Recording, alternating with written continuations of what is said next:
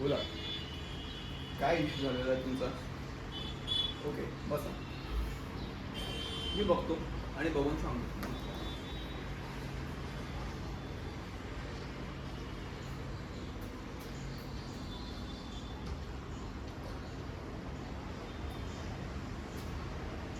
कुठे राहता तुम्ही?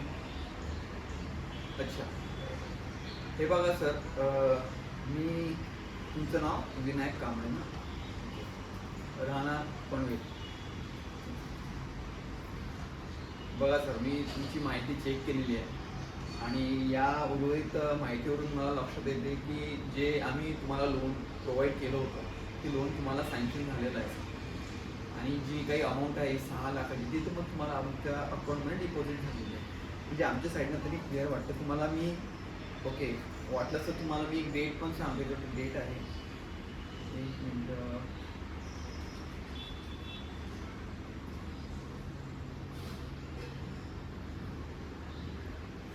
अच्छा, 22 मार्च 2024 डेट आहे.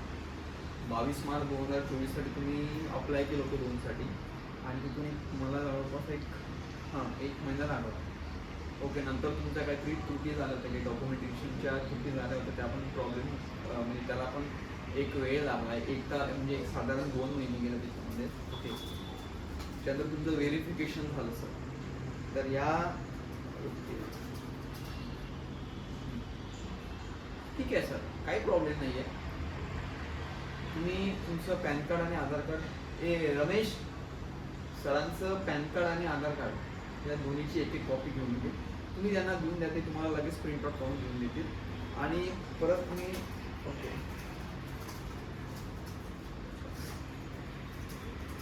तुम्हाला परत मी एक कॉपी देतो, त्याच्यात लोन सँक्शनची कॉपी आहे आणि तुम्हाला दिसणार ही कॉपी एक तुम्ही तुमच्यापाशी ठेवा.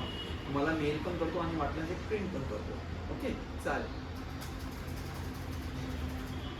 रमेश, एक प्रिंटआउट येईल बघ, तुम्ही प्रिंटआउट घ्या आणि अजून एक 24 तास वेट करा. सपोज जर नाही झालं तर आमच्या कस्टमर केअरला कॉन्टॅक्ट करा, अदरवाईज तुम्ही ऑफिसला हे करा. ओके, चालेल.